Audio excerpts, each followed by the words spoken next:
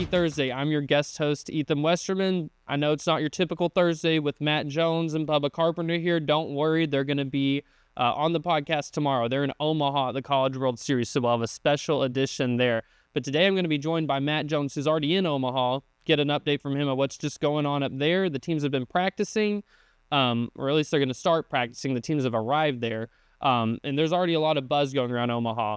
So stick around, but first a word from Kendall King. Kendall King, we're proud of over 4 decades of design. We're continuing the legacy of great creative design by combining our brands of Kendall King, Soapbox, and Shopcart. Together, these brands represent a new focus in marketing design, with individual attention to specific areas. Through our design expertise supported by a team of talented professionals, we showcase our best. We are Kendall King, we are Soapbox, we are Shopcart, we are design.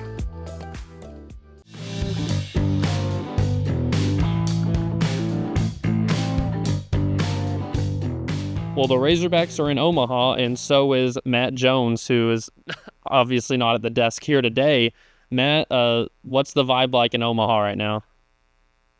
It's very hot. It was hotter when we got here yesterday than it was when we left Fayetteville yesterday. I think it was, lower to mid 90s. And sometimes you come up here to Omaha this time of year and you can actually get some nice days.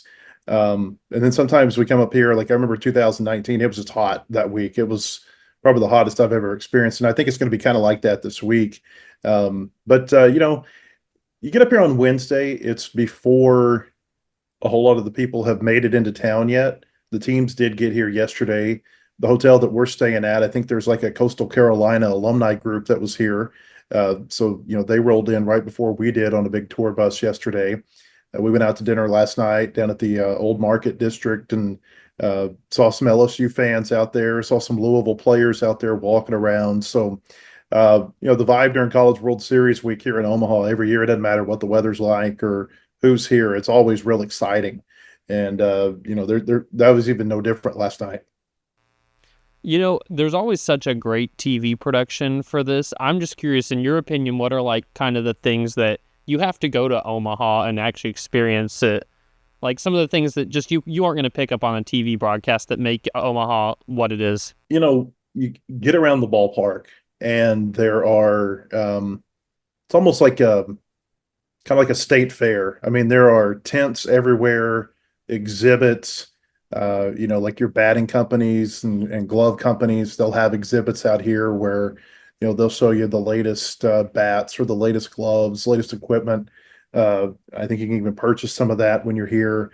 Just a ton of official apparel merchandise around the ballpark. So, I mean, I would say that's number one. And then number two is just, being around town. It doesn't matter where you are in Omaha. And Omaha is a pretty big town. You could be in West Omaha. You could be in the Old Market District. You could be in the lobby of your hotel.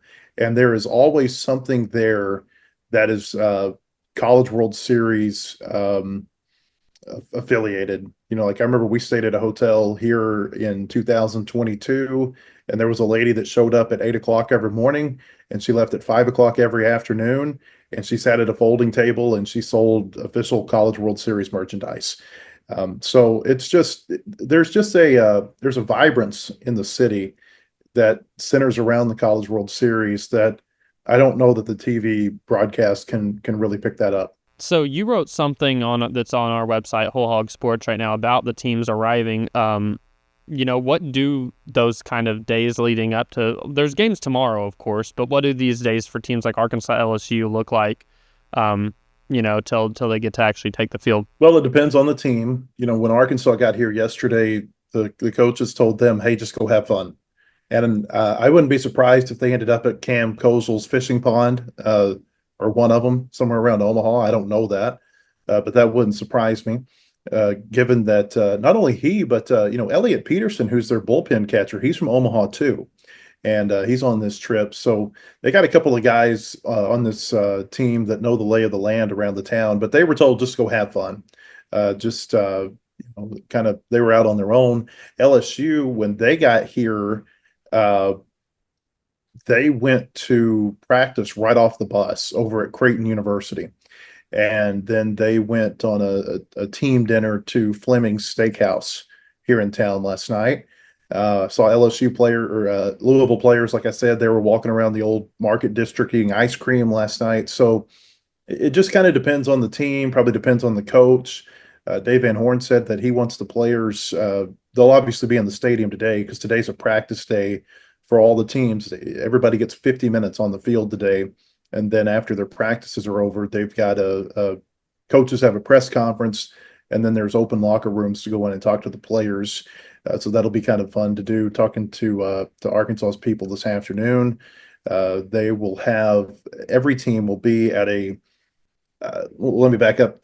There used to be a big opening ceremony at the ballpark where they would bring in a band, they would have live music, then they would have a big fireworks show, and they don't have that anymore. What they're doing now is the teams will go to the Henry Dorley Zoo, and they'll have a private event tonight inside the zoo. I think there's a dinner for all the teams, and then the players, and they get a couple of passes per player. So their parents, maybe their girlfriends, whoever, will go with them to the zoo, and they'll have kind of the zoo to themselves tonight. It's the number one ranked zoo in the world, I believe, and they get to do that for about 3 hours inside the zoo tonight. So that's what's going on today. Tomorrow, Arkansas, they'll go over and they'll practice at Millard South High School, which is a little ways away from the stadium, but it's still in the city of Omaha. It's where Cam Kozel played high school baseball. And LSU, they're going to practice tomorrow. Actually, I can look out my window from where I'm at right now and see the lights of the University of Nebraska Omaha baseball stadium, Tal Johnson Stadium, and that's where LSU is going to practice. Arkansas has been over there, and they've done some practices at that facility too. And then you get ready for Saturday. It's a little bit different story for the teams that have to wait a day than say like Louisville and Oregon State, who they'll practice today and they'll play tomorrow. So the teams that get to go game 2, I guess they get to experience Omaha a little bit more. You said that the coaches are just kind of telling the guys to, I forget exactly how you worded it, but basically just have fun right now. Is that different from years? Is the vibe different with this team than years past, of maybe just that kind of trust level that they can flip on that, kind of business side, but also balance it with fun? Or is this something that they've always done? I get the sense this is something they've always done. I can't remember, the other years in terms of what they did the first night that they got here. But Jay Johnson, who's LSU's coach, he had a great comment yesterday. He said, you've got to let them go enjoy it. Otherwise, they might lose a little bit of sense of all the hard work they put in to get to Omaha in the first place. And so, I think most of the coaches kind of have that opinion and that belief that, once they get to this town and, they earn that trip here and they really earn it, let them enjoy it a little bit. Yeah. So with this Arkansas team, what do you think that does? I guess some of the guys that do have that familiarity with, obviously Cam Kozel, that's a pretty cool story there where his dad, do I have this right? His dad was the groundskeeper at Charles Schwab? He is a groundskeeper. He's not the head groundskeeper, but he works on the grounds crew. The World Series, there's about, I don't know the number. I may get in trouble saying too many, but I think there's about 20, 30 people who work on that grounds crew. It's there's a lot of moving pieces to being out there, and he's worked on it for a long time. He used to work on the grounds crew over at the old Rosenblatt Stadium where the World Series was up until about 13, 14 years ago. And I believe he does some work over at Warner Park, which is another really nice facility here in town. It's not nearly as big as Charles Schwab Field, but it's where the Omaha Storm Chasers, the AAA affiliate of the Royals, play. And I believe he does some work out there too. Do you sense that the team is maybe rallying around those guys that are getting to go home? I know you said that the Cam Kozel, he'll know the fishing spots there, but is that, I don't know, what's this team just seems fun to me where they're enjoying kind of that aspect of it. Well, Cam in particular, he's been great this postseason. I mean, think of what he did the first game and a half at the regional. He kind of single-handedly, at least from an offensive perspective, led them to the win over North Dakota State, and then he got them going early in the game against Creighton. I think he had an RBI double. I think he had a home run in the first 3 or 4 innings of that game, and got them off to a great start on that Saturday night, which I thought was Arkansas's maybe their best game they played all year, that 12-1 win over Creighton. And so, I think getting back here has been a big piece of, or it's been a big motivation for him. So Yeah, I mean, I'm sure they're playing hard for him. He seems like he's kind of the heartbeat of the team, right? I wouldn't say he's the only one, but it seems like when Cam Kozel's going well, the things are going well for the team too. It really struck me on like was it Sunday? The days run together now. Whenever they punched their ticket to Omaha, just kind of how emotional Dave Van Horn was. Um, do you sense that this like just getting another trip back there? Of course, he has such rich history with the state of Nebraska. Like just what this kind of run maybe means to him through your lens. Well, I think some of it, I think it's like with everything, there's a lot of layers to it. He had a great team in 2021 that didn't get to the College World Series, and this is their best team they've had since that year. And I think not getting there in 21 that hurt. Not being able to, because you heard him say the other day, and that 21 team, they did win the SEC, they did win the SEC tournament. He said, it hurts when you have what you think is a great team and they don't get to celebrate a championship. And so, he wanted them to be able to experience something like celebrating to get to Omaha. Obviously, they want to win the national championship this year. But, I think that's some of it. And then even more recently, just the frustrations of the last 2 years, the way the regionals went. And, I mean, he'll tell you he doesn't think either of those teams were nearly as good as this year's teams. They certainly weren't nearly as complete. And, they weren't as offensively minded, offensively talented as this year's team. So, yeah, I think it's just you put a lot of work into getting to the World Series, and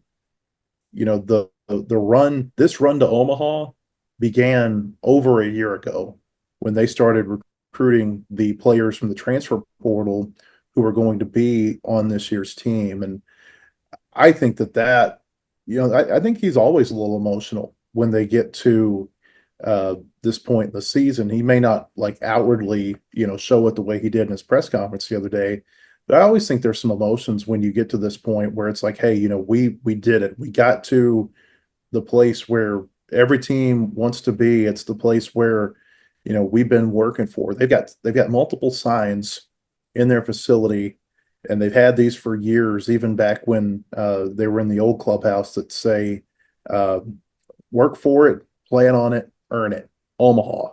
And you see that everywhere in the facility. You see it when you go lift weights in September. You see it when you go do an inter squad scrimmage in October. You see it when you're going out to freeze your rear end off for team practices in January. And I think that it has to be pretty emotional when, that year or more worth of work finally culminates in that trip to the World Series. I think you've mentioned this in the past to me.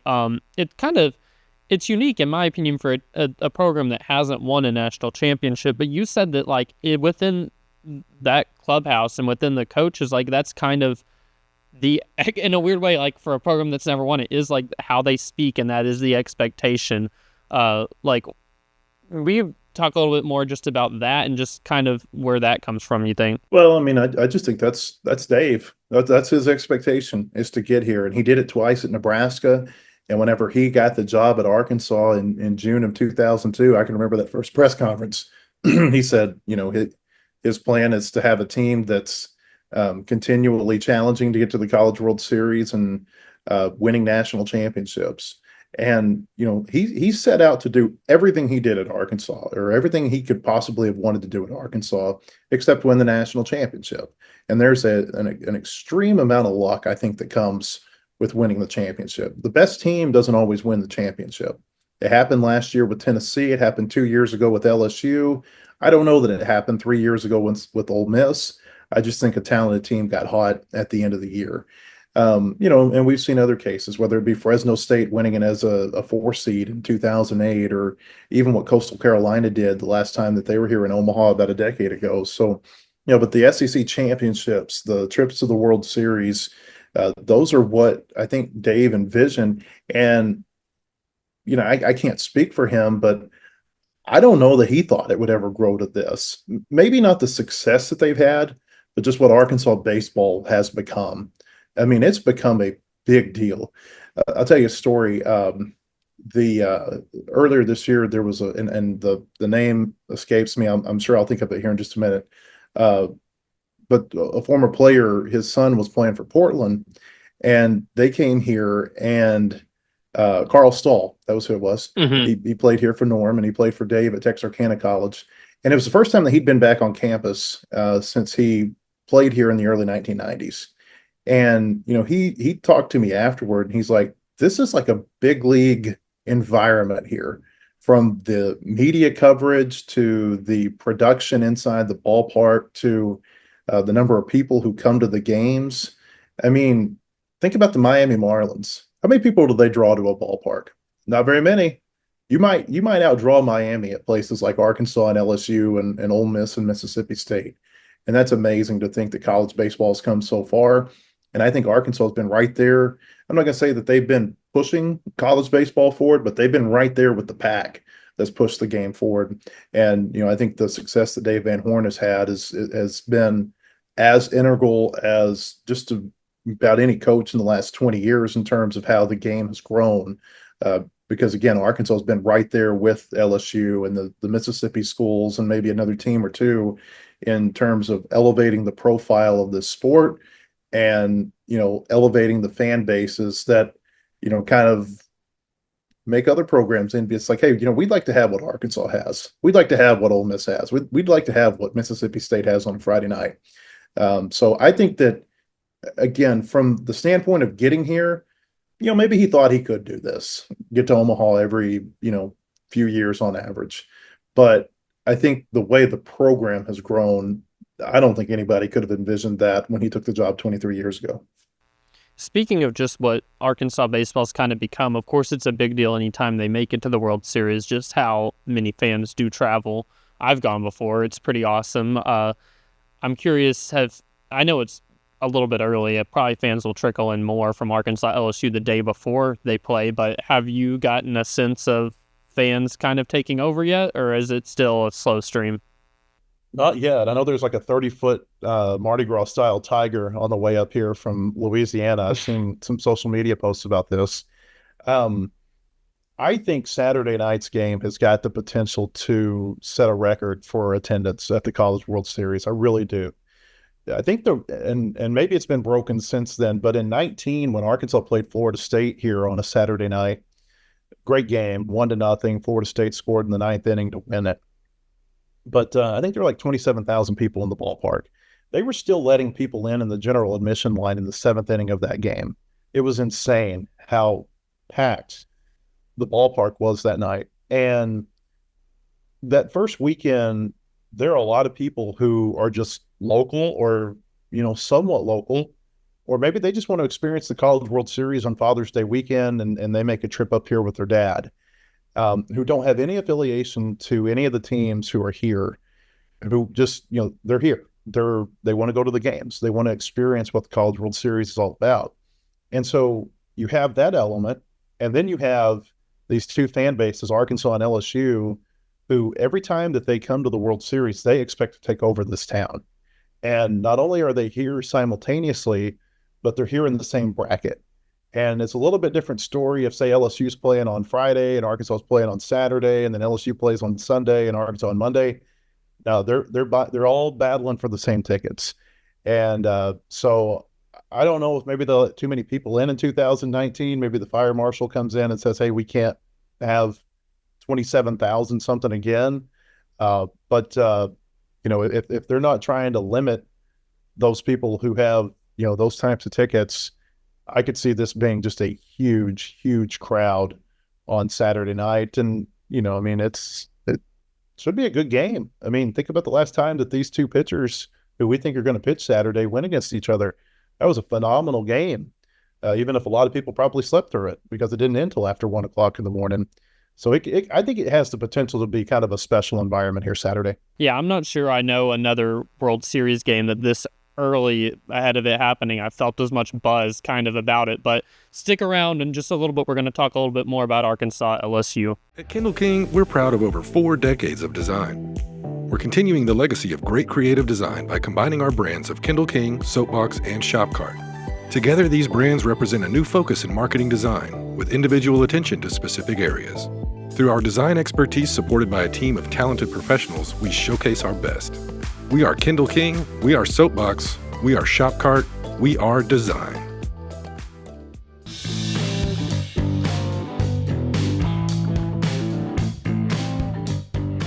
Well, welcome back in. Want to tell you about our friends at Bentonville Glass. Serving its community since 1971, Bentonville Glass is committed, professional, and versatile. Looking for a quality leader in Northwest Arkansas? Looking for skilled craftsmanship? Choose Bentonville Glass for all your glass market needs with the highest quality products.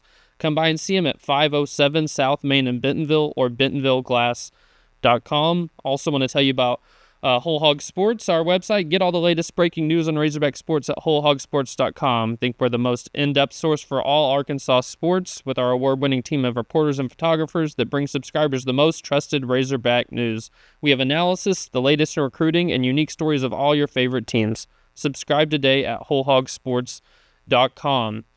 Still with Matt Jones, we're going to talk a little bit about Arkansas-LSU. Matt, what are the things that, just your person who has not tuned into LSU this postseason or didn't tune into Arkansas-LSU, so I guess you're casual. What should your casual know about LSU? Well, it starts with the pitching matchup Saturday night, assuming that it's going to be Cade Anderson and Zach Root, because these are two of the best left-handed pitchers in the country. Anderson and Root both were all SEC pitchers, and you think about if Liam Doyle is not pitching in the SEC this year, Cade Anderson might be the pitcher of the year in the SEC, might be the national pitcher of the year. He's been really, really good for them. I think he's going to be a first-round draft pick next month when the draft rolls around. And I think Zach Root is really helping his draft stock with how he has performed the last 2 weeks against Creighton and against LSU. And I sound like a broken record, I'm sorry, Creighton and Tennessee. But I sound like a broken record when I say this. He has done this a few times this year where whether it be South Carolina and then Vanderbilt or Texas and then LSU, and now the last 2 weeks in the postseason where he'll put two really good outings together. Can he do it three straight? We haven't seen that from him this year. And so I think that's a huge key to Saturday night. And I mean, it's his first time pitching in Omaha. There might be a little bit of nerves that are associated with that. I don't know how many of these. I haven't taken the time to look how many of these Arkansas players were on that have had World Series experience. I don't think it's very many. I mean, I know Will McIntyre was here in 2022. I don't think there was another player on the team that year who was up here.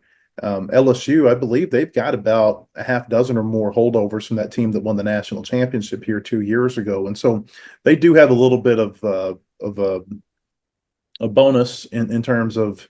They've got players who have experienced this, and I think there's a huge there's a lot of value in leadership within the team, and telling the players what they can expect. But I don't think either of these pitchers have pitched on this mound. I don't believe they have, and I know Zach Root hasn't. So how does he handle the nerves that I'm sure come with pitching on this stage? So I think that's where it starts on Saturday night, is with those two. When they pitched against each other in Baton Rouge back in May, Zach Root pitched 6 innings. Cade Anderson pitched 5 2/3. I think they both gave up. I think Root may have given up 2 runs. I think Anderson gave up 3. So it was a pretty well pitched game. One thing, and that leads me to the second part, is that with these lineups, they both got the potential to drive the pitch count up. They can really work pitches well. I think Arkansas's got a little bit deeper lineup than LSU does, but LSU, they got some scary hitters in there.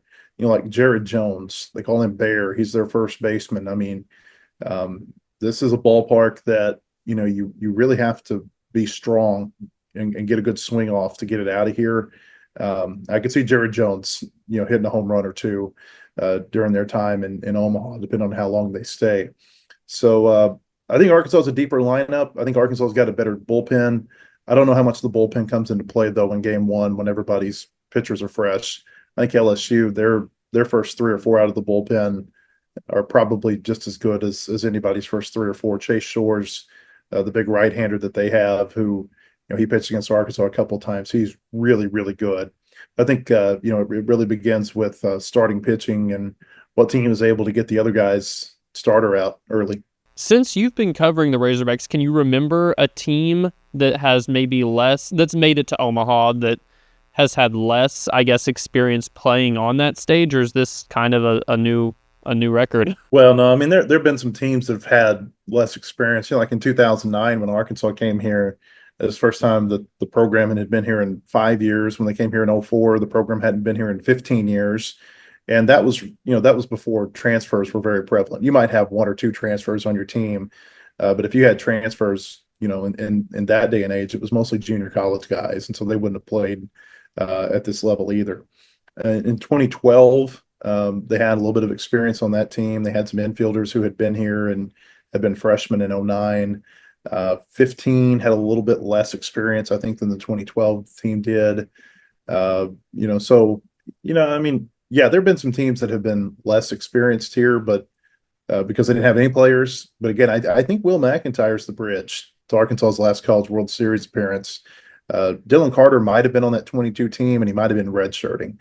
But most of these players who are here, they haven't been here before. What do you think is kind of the key for a team? There's going to be natural nerves.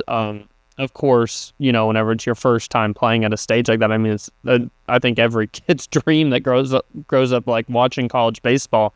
But what do you think Arkansas has to do well to maybe just kind of get over that pretty quick and just kind of get this thing going? Well, it goes back to pitching, and your starting pitcher really sets your tone for you. And if you can get a starting pitcher that goes out there and he can avoid the nerves, maybe 2-3 innings and allow everybody else to get settled in, I think that can be a big key for not just Arkansas, but any team that's here. Play good defense. Just keep them off the scoreboard. Allow yourself. I think one of the worst things you can do in this environment is find yourself behind like 4 or 5 to nothing an inning or two into the game. Then that becomes a lot of pressure. If you can keep them off the scoreboard and stay within reasonable striking distance early in the game, or even get yourself a lead and put the pressure on them, I think that's the key to success. When you look at this one, what do you think are kind of maybe a few things that you think Arkansas could find an advantage over LSU? Just what are some of their natural advantages in your eyes? Well, I think long term it's the bullpen. Because remember, this is like a regional. So just because they're playing, on Saturday doesn't mean it's going to be the last time they're playing. They might see each other again Wednesday. They might see each other again down the line somewhere. And so I think Arkansas's bullpen is a strength here. The fact that they've got some, they've got some length to that bullpen. LSU doesn't have as much length to its bullpen, but at the same time, it's not quite like a regional because you do have some built-in off days. And that can really help your pitchers recover. And, Jay Johnson, he's coached in the National Championship Series 2 times, and both times he did, he had a team that had to fight through the losers bracket to get there. LSU, they had to come through the losers bracket in 23. Arizona had to come through the losers bracket in 2016 when they lost to Coastal. So I don't know that losing one of those first 2 games is a death sentence quite like it is in a regional. It's certainly hard to get out of the losers bracket, but there have been some teams here that have won national champion. Oregon State, they won a national championship over Arkansas in 18. I know that's taboo to talk about that series, but they came out of the losers bracket. I think they may have lost their first game in Omaha that year, and they fought back and got to the championship series. So it can be done, and I think that when you've got a deep pitching staff, it helps. With that. And like I said, the off day really helps too, because it is like a regional, but it's not quite like a regional either.